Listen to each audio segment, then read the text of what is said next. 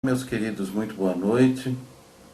Eu quero vos cumprimentar com a graça e a paz do Senhor Jesus Cristo e quero deixar neste momento uma palavra de Deus, uma palavra de vida, uma palavra de esperança para a sua vida. Nós estamos vivendo momentos conturbados, momentos que para muitos são tremendamente sombrios, mas da parte de Deus eu quero lhe trazer uma palavra de vida, uma palavra de esperança, uma palavra de vitória. Esse é o meu desejo, o desejo do coração de Deus para a tua vida. Eu quero ler contigo uma palavra que está escrito na Bíblia Sagrada, a palavra de Deus. Este livro santo que é o guia de vida, de fé e prática para todo homem. Infelizmente, muitos não creem na palavra de Deus, mas isso não tira em momento algum o valor dela. Os homens crendo ou não crendo que a Bíblia Sagrada é a palavra de Deus, ela permanece sendo a palavra de Deus, porque ela não erra, ela não falha, ela não envelhece, ela é tão atual, ela é muito mais atual de qualquer outro livro, e ela é viva, ela fala conosco, ela nos orienta, ela guia os nossos passos, ela abençoa a nossa vida, ela transmite a nós a vontade do Pai Celestial. Permita-me ler contigo uma passagem bíblica que está no Evangelho de Marcos, no capítulo 4, e no versículo 35 ao versículo 41, onde a palavra de Deus nos diz o seguinte: Naquele mesmo dia, ao cair da tarde, Jesus pediu aos seus discípulos: passemos para a outra margem. Eles, então, despedindo-se da multidão, o levaram no barco, assim como estava, e outros barcos o seguiam. Aconteceu que levantou-se um tremendo vendaval, e as grandes ondas se jogavam para dentro do barco, de maneira que este foi se enchendo de água. Jesus estava na popa, dormindo com a cabeça sobre um travesseiro. Os discípulos o despertaram e suplicaram: Mestre, não te importas que pereçamos? Então ele se levantou, repreendeu o vento e ordenou ao mar: Aquieta-te, silencia-te. E logo o vento serenou e houve completa bonança. E indagou aos seus discípulos: Por que tem tanto medo? Onde está a vossa fé? Os discípulos, contudo, estavam tomados de terrível pavor e comentavam um com os outros: Quem é este que até o vento e o mar lhe obedecem? Acho oportuno, neste momento, trazer essa palavra ao seu coração. Esta passagem bíblica nos conta que Jesus estava com os seus discípulos entrando em um barco para juntos seguirem em direção a uma cidade chamada Gadara. Eles estavam numa região de Israel que é chamada ali de Mar da Galileia, um grande, imenso lago de água doce que tem este apelido de mar por ser tão extenso, tão grande, mas é um grande lago. E o objetivo deles era irem para outra margem, irem para Gadara. Era um final de dia, todos estavam cansados e o barco seguiu seu rumo, quando de repente sobreveio sobre ele uma grande tempestade. Ventos fortíssimos agitavam as águas daquele lago, a ponto das águas se levantarem e invadirem o barco.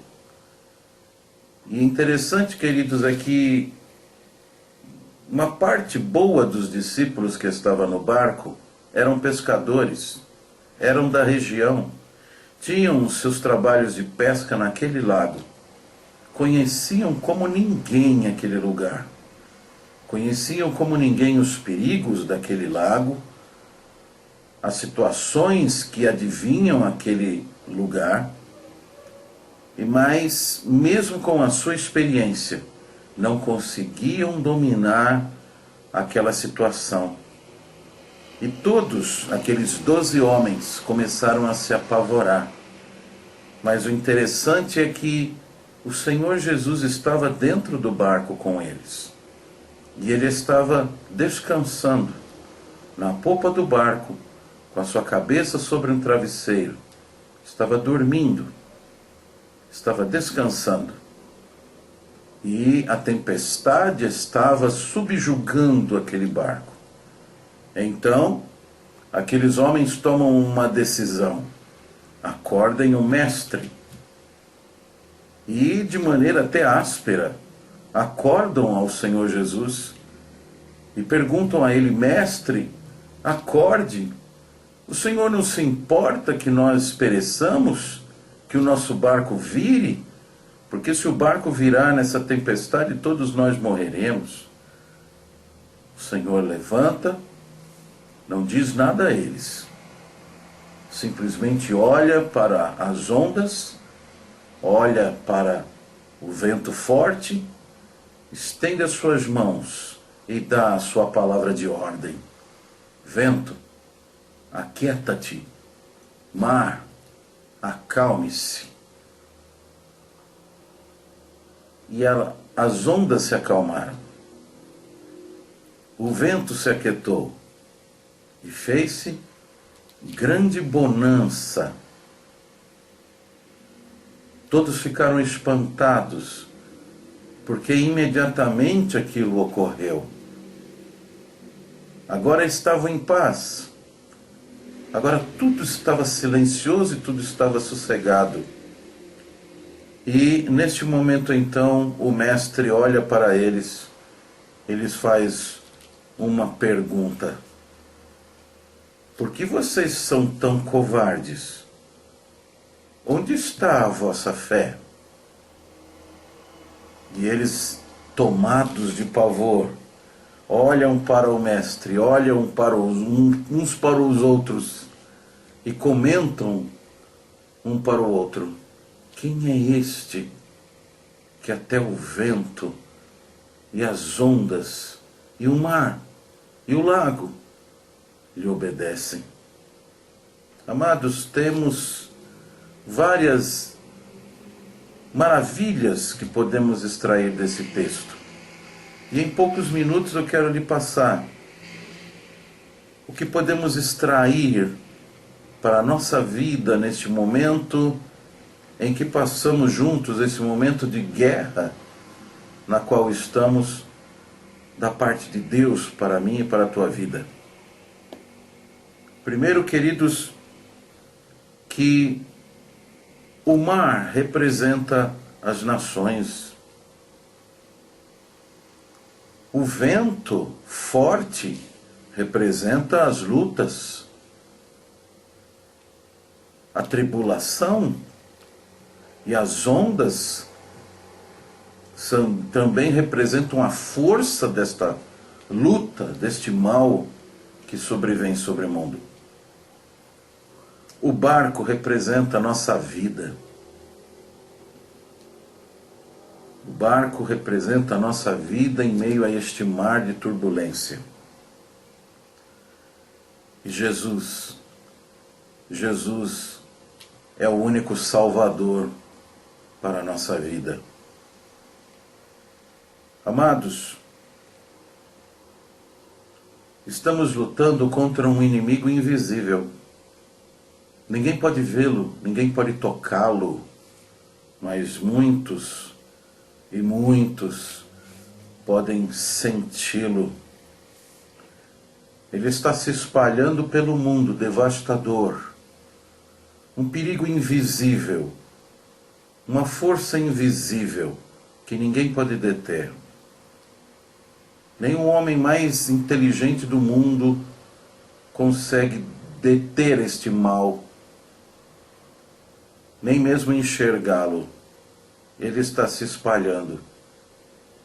Mas neste momento que muitos entram em pânico, muitos estão preocupados, e não para menos, quero lhe trazer uma mensagem do coração de Deus, que se Jesus está no barco, tudo vai acabar bem. Se Jesus está no barco, não há motivo para ter medo. Se Jesus está no barco, Ele tem o domínio da situação. Aqueles discípulos, aqueles homens estavam aterrorizados porque aquelas ondas e aquele vento impetuoso que soprava sobre o barco naquele lago, naquele momento, não eram qualquer vento e qualquer tempestade que eles estavam acostumados a dominar. Era algo sobrenatural. E digo que aquele vento e aquela tempestade que foram enviados naquele momento realmente eram sobrenaturais. Eram demônios que estavam por trás daquilo, porque queriam impedir que o barco onde estava Jesus chegasse até a cidade de Gadara, porque ele tinha um propósito de estar lá.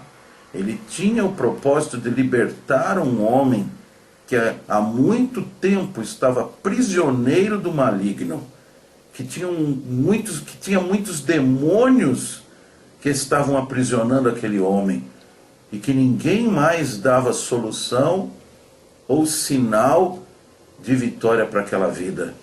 Mas Jesus queria ir lá, porque ele sabia que ao pisar os pés naquele lugar, aqueles demônios sairiam daquele homem, aquele homem seria livre, seria transformado, teria sua vida de volta e poderia com alegria testemunhar do milagre de Jesus em sua vida para os seus familiares, para os seus amigos e por todas as cidades daquela região. Amados, este vírus, este mal que está assolando o mundo, é terrível, é algo maligno, mas está aí. E tem também com isso um propósito de Deus para a vida dos homens. A humanidade tem virado as costas para Cristo. A humanidade tem virado as costas para Deus. Nunca se viu tanta zombaria com o nome do Senhor do que nos últimos meses. Nunca se zombou tanto do nome de Jesus, da palavra de Deus, do nome do Senhor, Criador dos céus e da terra, do que nos últimos tempos. Nunca o mundo se tornou tão ateu como está agora. Mas Deus, pela sua permissão, está permitindo que este mal venha se espalhar pelo mundo, não porque Ele não ame aos homens, pelo contrário, porque Ele ama a todos nós e quer que nós nos voltemos para Ele, quer que todos sejam salvos, quer que todos sejam protegidos dEle. Amados, neste momento, não há nenhuma solução, não há nenhum remédio para esse vírus assassino. Mas, como eu já disse, este é um inimigo invisível, é uma força invisível do mal. Mas nós também temos um Deus que é invisível, mas real, a força toda poderosa do bem, da salvação, do milagre, da cura, da proteção e da nova vida em Cristo Jesus. Deus é invisível, mas Ele é real. Ele é o Criador de todas as coisas. E Ele quer que todos se voltem para Ele com amor para que vivam o seu amor. Ele não é o culpado pelas mortes e pela assolação que está aí, mas ele alerta a todos para que se voltem para ele. A palavra de Deus em Isaías 55 diz assim: buscai ao Senhor enquanto se pode achar, invocai-o enquanto está perto. O Senhor Jesus Cristo também nos diz em Mateus 11:28, vinde a mim, todos vós que estáis cansados, sobrecarregados, e eu vos aliviarei. Tomai sobre vós o meu jugo e aprendei de mim, que sou manso e humilde de coração. Então encontrareis descanso para as vossas almas. Jesus fez uma pergunta aos discípulos: onde está a vossa fé? Meu querido e minha querida que me vem e me ouvem nesta hora, Deus te pergunta neste momento: onde está a tua fé? Tua fé está nos recursos humanos? Tua fé está na medicina? Tua fé está na bioquímica? Tua fé está em dinheiro? Onde está a tua fé? Nos amuletos? Eu lhe convido a ter fé viva no Deus vivo, porque somente uma fé viva no Deus vivo pode nos dar vitória neste momento de luta. A palavra de Deus nos diz que quando o povo hebreu estava escravo do Egito, eles clamaram a Deus, e Deus do alto dos céus os ouviu. Enviou um libertador chamado Moisés, e operou sobre a terra do Egito, sobre a vida do orgulhoso faraó, 10 pragas terríveis, que assolaram a terra do Egito, para mostrar a faraó que ele não era Deus, era um homem qualquer como outro, e que Deus queria libertar o seu povo e iria fazê-lo de qualquer maneira. E quando Deus preparou a 10ª praga, a praga que faria com que os hebreus fossem libertos do Egito, ele ordenou a Moisés a dizer ao povo de Israel que separasse em cada família um cordeiro puro, sem mancha, sem doença, sem defeito. Imolassem aquele cordeiro e pegassem do seu sangue e passassem no umbrais da porta da sua casa, porque Deus enviaria um anjo da morte sobre a terra do Egito e sobre toda a terra, sobre toda a casa na qual estivesse o sangue do cordeiro. O anjo passaria de largo e não tocaria naquela casa, mas em toda a casa que não houvesse a marca do sangue, o primeiro filho, o filho primeiro daquela família, morreria, tanto de animais como de pessoas. E assim os filhos de Israel fizeram. Cada família se reuniu e tinha lá o seu cordeiro, e todos eles passaram o sangue do cordeiro no umbral das portas da sua casa.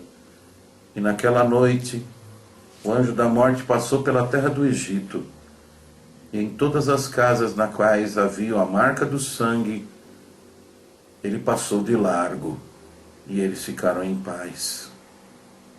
Queridos, nos dias de hoje também não é diferente. Você tem a marca do sangue do Cordeiro de Deus na sua vida, na sua casa espiritual? Ou você se afastou dele por algum motivo? Ou você ainda não teve a oportunidade de entregar-se a ele?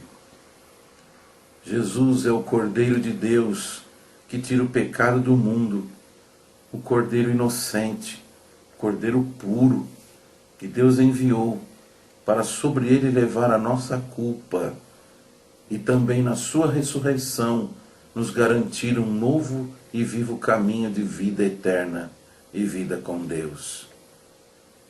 Para aquele que tem Cristo no barco da sua vida, ele tem a marca do sangue de Jesus no umbral da porta do seu coração e da sua alma. E os olhos de Deus, quando batem sobre ele, veem que ele é filho de Deus, é uma casa dos filhos de Deus, e o mal passa de largo. Vocês verão vários e vários testemunhos durante esses meses que virão. Disso que eu estou lhe falando agora. Muitos lares que têm a marca do sangue do Cordeiro de Deus ficarão livres do mal. Mas infelizmente, sobre o lar daqueles que viraram as costas para Deus, viraram as costas para Cristo, preferindo as trevas, preferindo o pecado, preferindo as luxúrias do mundo, infelizmente, o final será terrível. Neste momento, para encerrar as minhas palavras, eu quero lhe fazer um convite. Jesus estava no barco. A Bíblia nos fala que ele estava dormindo e a tempestade estava ali agitando o barco. Mas mesmo dormindo, Jesus, em sua condição humana, estava cansado. Mas na sua posição de Deus, ele tinha domínio sobre toda a situação. Talvez hoje o seu coração está amargurado, está angustiado, está perplexo, pensando o que será de mim, o que será da minha família, o que será dos meus pais, dos meus filhos, o que será de nós? A angústia, o pavor, as informações da mídia apavorando a sua alma e a sua vida. Mas eu lhe digo uma coisa, esqueça um pouco a mídia, desliga a sua televisão e liga a tua alma no céu. Há um Deus Todo-Poderoso olhando para você agora e disposto a te salvar, disposto a lhe dar paz, disposto a lhe dar vida, disposto a lhe proteger de todo mal, a ti e a sua casa. Convide Jesus a entrar. Convide Jesus agora a entrar no seu coração, na sua alma, na sua vida, no seu barco, na sua casa, no seu futuro. E eu te garanto que agora mesmo a paz do céu inundará você e você descansará no Senhor e Ele fará com que você passe estes dias de luta em tranquilidade com a sua casa e a sua família. Se você se afastou dos caminhos do Senhor e já conhece esse caminho santo, volte agora. Volte correndo para os braços de Jesus. Ele te recebe de braços abertos. Quero orar contigo. Quero orar com você neste momento, para que você possa receber essa paz e receber a Cristo em sua vida, em seu coração e em sua alma. Creia nele, tenha fé, dê agora espaço para Deus na sua vida. Feche os seus olhos, vamos orar. Pai Celestial, em o nome de Jesus, neste momento, Senhor, eu te louvo, porque, querido Jesus, Tu és o príncipe da paz. Tu és o Rei dos reis, o Senhor dos senhores, o Criador dos céus e da terra, o Deus que nos ama e que nos deu caminho e oportunidade de salvação para todo aquele que crer e te receber como Salvador. Tu és um Deus amoroso, Tu és um Deus que nos quer bem, Tu és um Deus que preocupa-se com cada um daqueles que vivem nesta terra. O Senhor permitiu ainda que este mal viesse sobre o mundo, para assolar o pecado, o mal e a arrogância dos homens. Mas, Senhor, também para anunciar a todos a Tua salvação e o Teu amor, para que o povo se volte para Ti, para que corações se despertem e se voltem para Ti, para a Tua proteção, para a Tua salvação e para o Teu eterno amor. Alcança agora este coração, meu Senhor, que está em oração junto comigo, que decidiu Te receber, Senhor Jesus, como o único, suficiente e exclusivo Salvador. Encha sua paz, sua alma de paz agora, Senhor. Enche o seu coração de alegria. Enche, Senhor, a sua vida agora de um descanso tranquilo na Tua presença. Oh, Pai amado, coloca a marca do Teu sangue também nos umbrais da sua porta espiritual.